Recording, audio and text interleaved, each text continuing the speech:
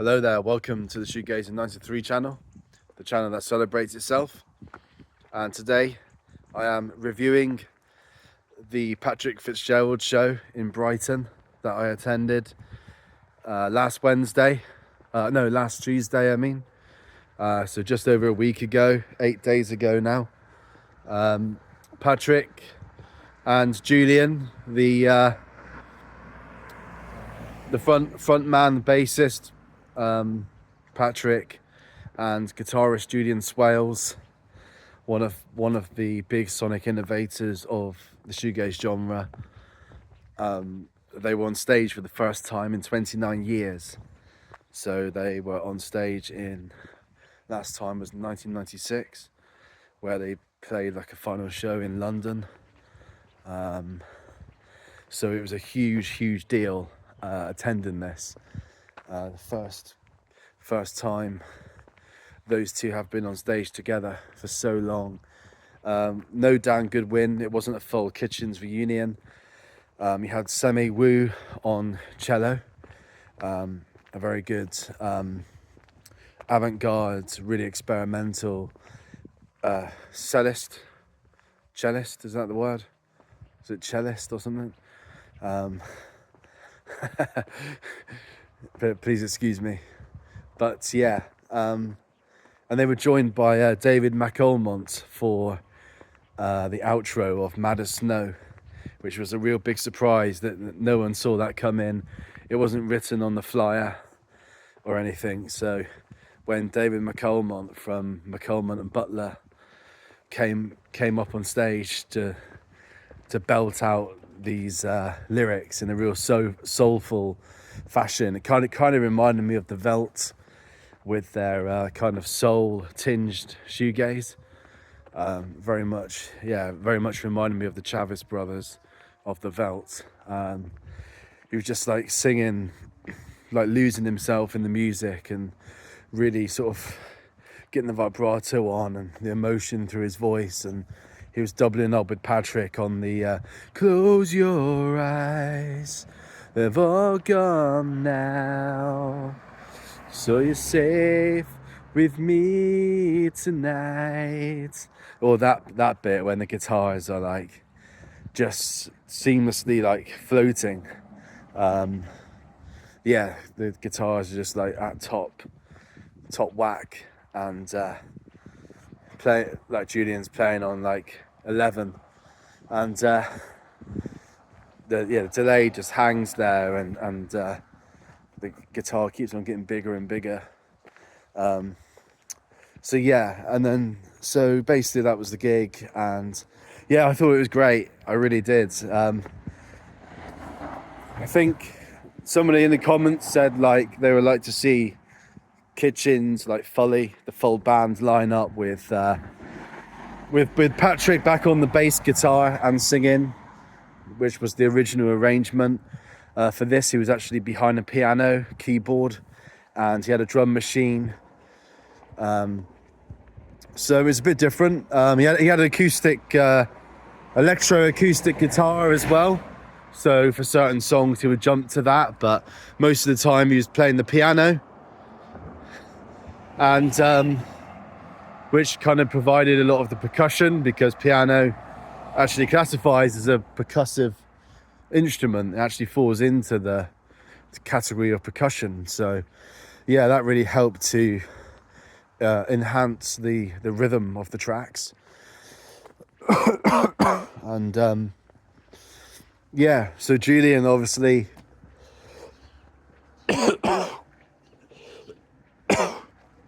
the day before I took the trip up to Brighton, we learned that something flashed up on the Stephen Hero, which is the alias of Patrick Fitzgerald.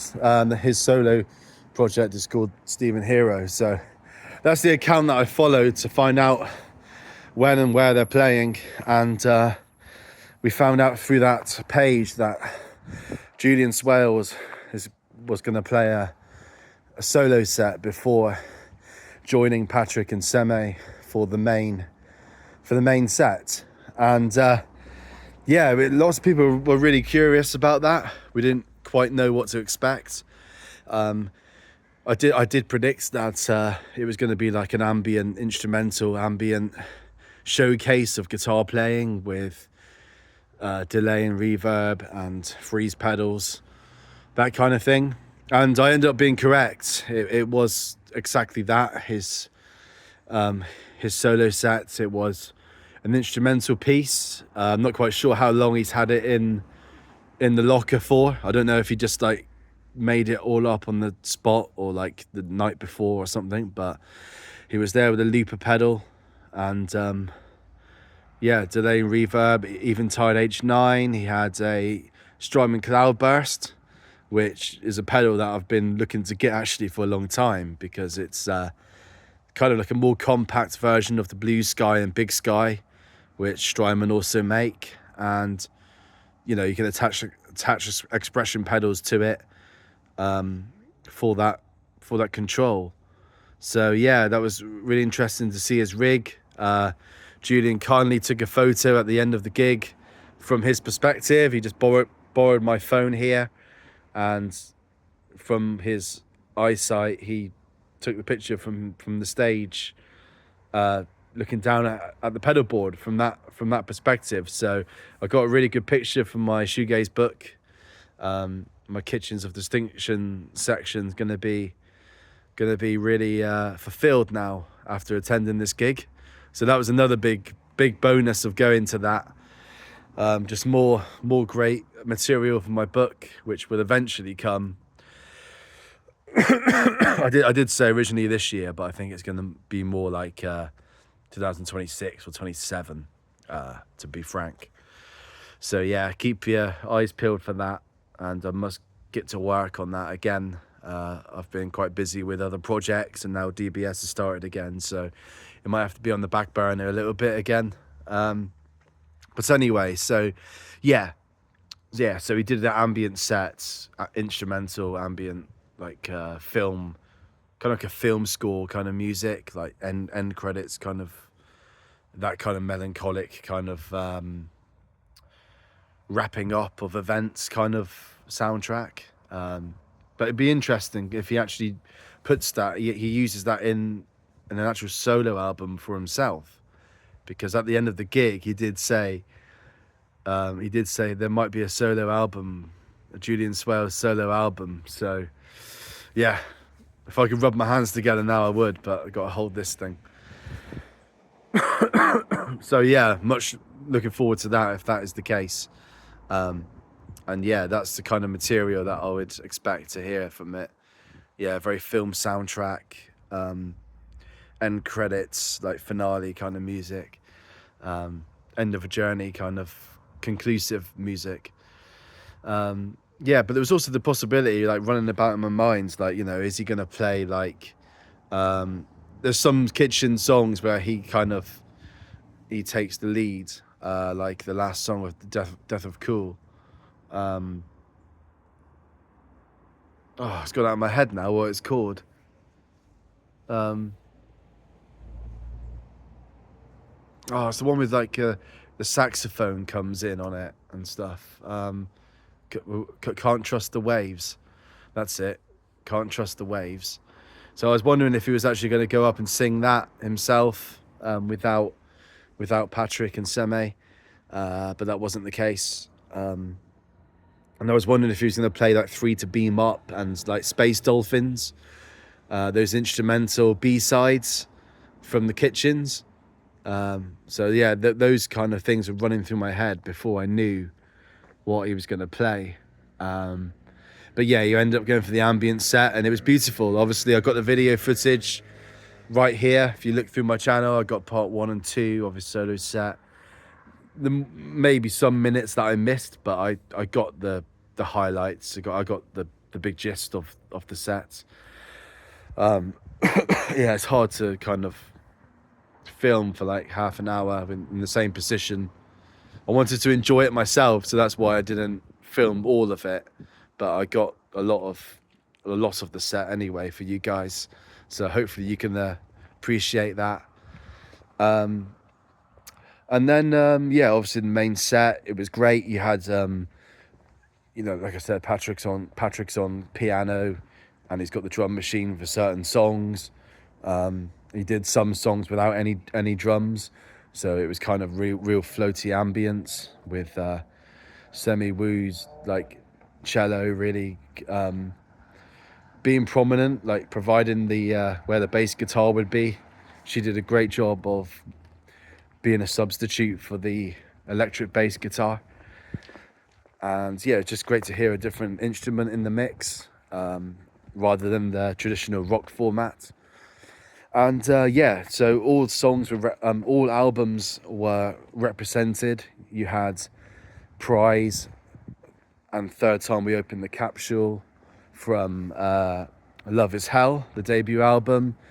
They didn't play Railway though from Strange Free World. That was the thing I was a bit disappointed about, because I was really looking forward to that, and I thought because they're next to a railway station, Brighton railway station, I really thought it was going to be on there. I thought it was like guaranteed, but no, it wasn't to be. But they played Quick as Rainbows. That is the song they opened the set with, track 2 of Strange Free World, and they did Drive That Fast. Obviously was like the kind of the last song before the 3 encore tracks. So you got Drive That Fast, Quick as Rainbows.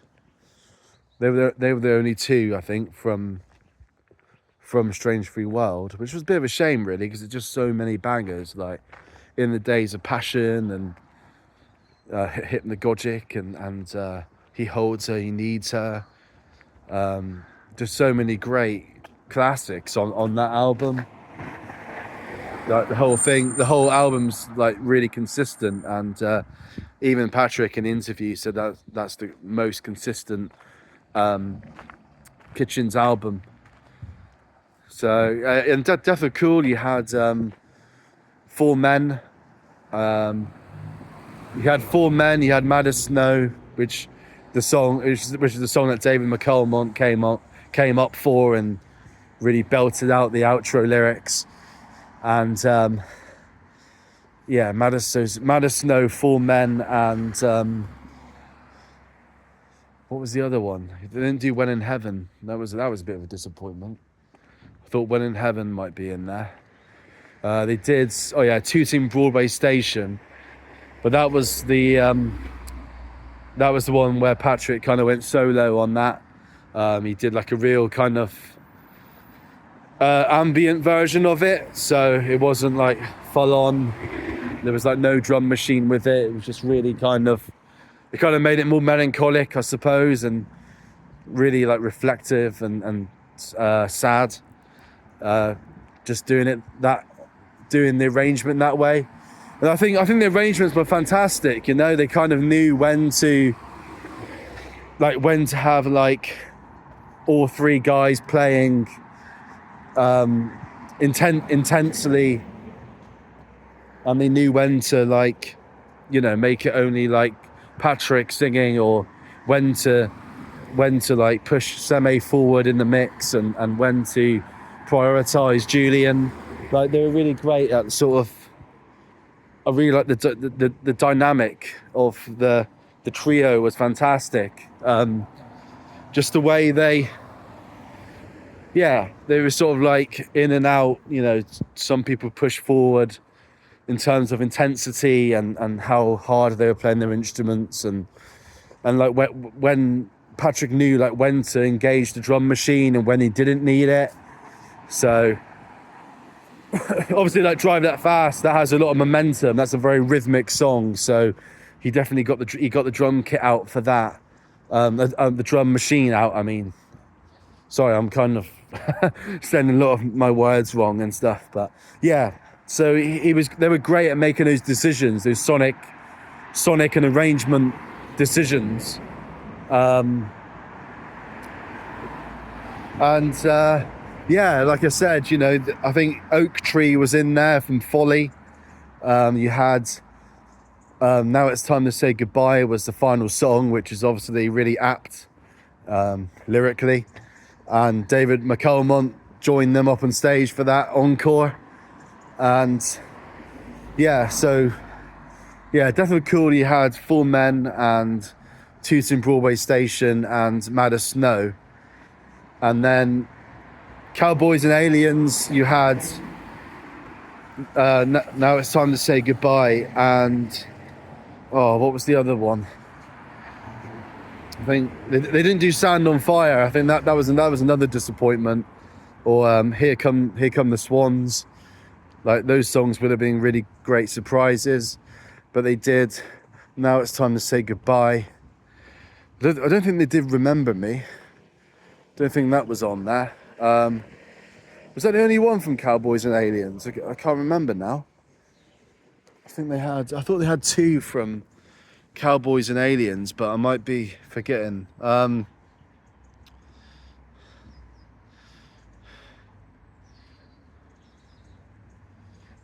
Yeah, maybe that was the only one actually, and maybe it was Now It's Time to Say Goodbye. But they had Oak Tree in there, which is obviously that was a Folly track, so that was good. So like I said, like, all 5 albums were represented, at least by one track each, one track per album at least. So that was yeah, you couldn't really ask for more. Julian, here's a thing for you guys, for you gearheads. So Julian was only using like delay and reverbs. There wasn't really much modulation at all, if any. I wonder why that is though. Like, so like back in the day, like you watched the footage from like 1991, and he had the quadriverb, and he had the he was using like the chorusing, the phasing, the flanging, the pitch shifting.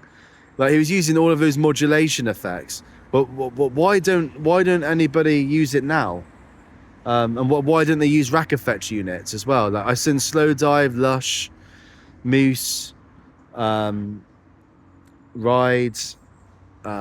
Swerve Driver. Well, actually, Swerve Driver never used racks, did they? They were just a boss pedal, stomp box only band. But yeah, those other guys that I named, like, they used to use all the rack effects and all the modulation that comes with it. And why do they refrain from that these days?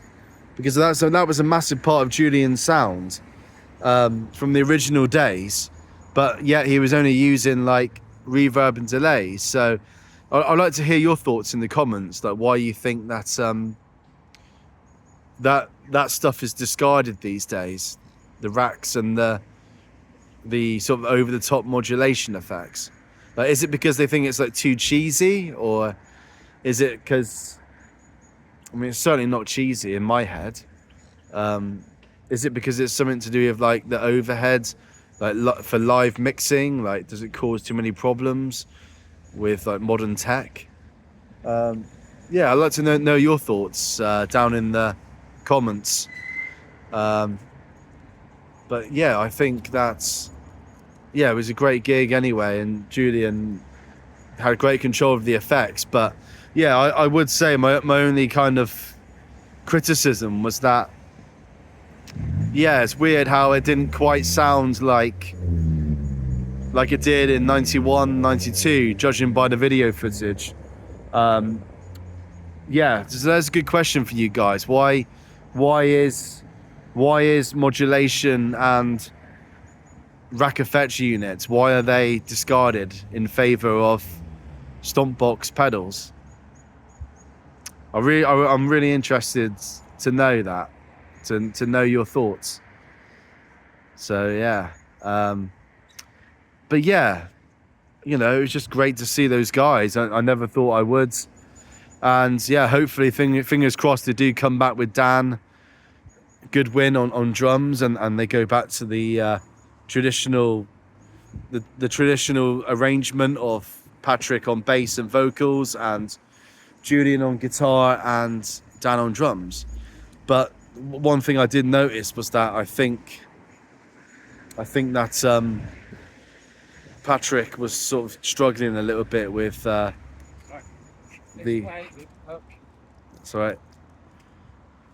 Patrick was struggling a little bit with his kind of strength, and he looked a bit frail.